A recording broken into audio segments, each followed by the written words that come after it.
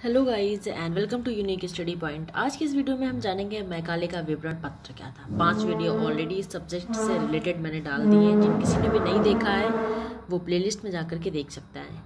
ठीक है, वीडियो शुरुआत करने से पहले आपसे एक रिक्वेस्ट है, यदि आपने चैनल को सब्सक्राइब नहीं किया है तो प्लीज़ सब्सक्राइब कर दीजिए और बेल आइकन को ज़रूर प्रेस कर दीजिए ताकि मैं जो भी वीडियो डालूँ आपको सबसे पहले नोटिफिकेशन मिल सके। तो मैकाले ने क्या किया, मैकाले की 1813 के आज्ञापत्र की 43वीं धारा में अंकित क्या था, 1 लाख की धनराशि को व्यय करने की विधि तथा दोनों दलों के व्यक्तियों का सूक्ष्म अध्ययन कर अपनी सलाह को अपने प्रसिद्ध विवरण पत्र में लेखबद्ध करके 2 फरवरी 1835 को लॉर्ड बैंटिंग के पास भेज दिया। जो हमारा 1813 का आज्ञापत्र था उसमें क्या था कि शिक्षा प्रणाली में आपको हर एक वर्ष 1 लाख की जो आय थी उसको व्यय करना था। ठीक है, तो इन्होंने यही 1 लाख की धनराशि को व्यय करने की जो विधि थी और दोनों दलों के व्यक्तियों को सूक्ष्म अध्ययन कर इसको अपने एक जो विवरण पत्र में इसमें इनको लिखने के बाद इन्होंने क्या कि लॉर्ड बैंटिंग के पास भेज दिया। कब? 2 फरवरी 1835 को। तभी से इनको क्या कहने लगा कि मैकाले का विवरण पत्र 1835। ठीक, मैकाले ने अपने विवरण पत्र में 1813 के आज्ञा पत्र पर निम्नलिखित प्रकार से व्याख्या की। ठीक है, अब उन व्याख्या के बारे में जान लेते हैं उन्होंने क्या क्या कहा था। तो 1813 वाले आज्ञा पत्र में 1 लाख रुपए की धनराशि व्यय करने का आदेश दिया गया था। उसमें तो उन्होंने क्या किया, 1 लाख रुपए की धनराशि व्यय करने के लिए सरकार पर कोई प्रतिबंध नहीं है, यानी कोई सरकार कोई प्रतिबंध नहीं है, वह अपनी इच्छा अनुसार व्यय कर सकती है। लेकिन 1813 में क्या था कि आपको 1 लाख रुपए की धनराशि आपको व्यय करना ही करना था। लेकिन इन्होंने ऐसा कहा कि सरकार पर कोई प्रतिबंध नहीं है, वह अपनी इच्छा के अनुसार खर्च कर सकती है। ठीक है, नेक्स्ट पॉइंट है, साहित्य शब्द के अंतर्गत केवल अरबी और संस्कृत साहित्य ही नहीं अपितु अंग्रेजी साहित्य को भी सम्मिलित किया जा सकता है। इन्होंने कहा कि केवल साहित्य में हम केवल अरबी और संस्कृत लैंग्वेज को ही यूज नहीं कर सकते, इसके अलावा हम साहित्य में अंग्रेजी साहित्य को भी शामिल किया जा सकता है। मैकाले जो थे इंग्लिश के, अंग्रेजी जो भाषा थी उसके प्रबल समर्थक थे।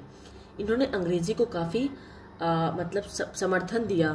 ठीक है, ये चाहते थे कि जो संस्कृत और साहित्य के अलावा इंग्लिश का पुरजोर लोग साथ दें और इसी से आप अपनी शिक्षा विधि करें।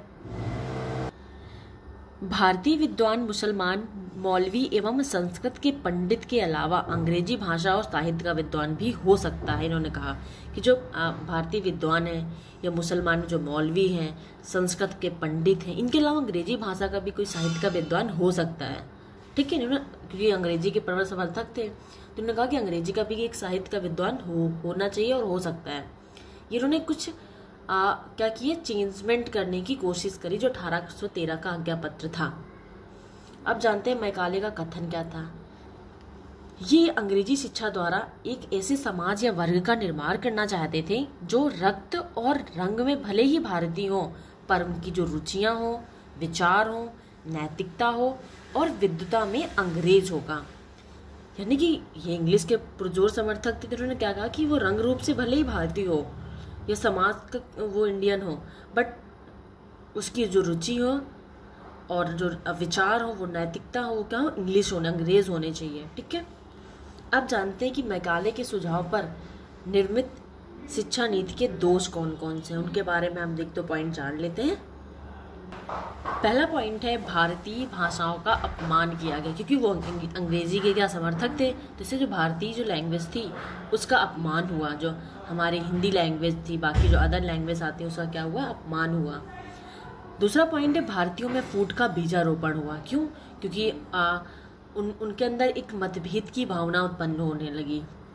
ठीक है, तीसरा पॉइंट है, भारतीय साहित्य एवं संस्कृत की अवहेलना की गई। जो भारत का साहित्य है, हमारी संस्कृति है, उसके प्रति कहीं ना कहीं एक अवहेलना हुई क्योंकि अंग्रेजी भाषा को ज़्यादा समर्थन देने की बात कही जा रही थी, उसको पुरजोर दिया जा रहा था।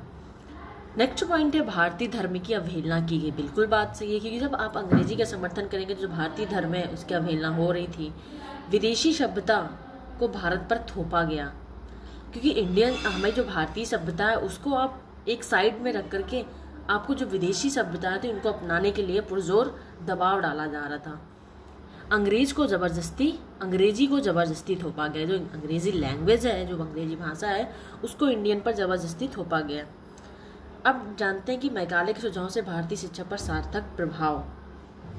भारत के लिए विस्तृत ज्ञान के द्वार खुलना। हाँ, ये कह सकते हैं आप कि जो भारत की जो शिक्षण की या शिक्षा के जो कार्य के द्वार खुले, जो द्वार खुलने के बाद जो विस्तृत ज्ञान के क्या हुआ है, द्वार खुले, क्योंकि मैकाले ने बहुत सारी शिक्षा नीति चलाई, ठीक है, अंग्रेजी भाषा पर अपनाने को जोर दबाव डाला।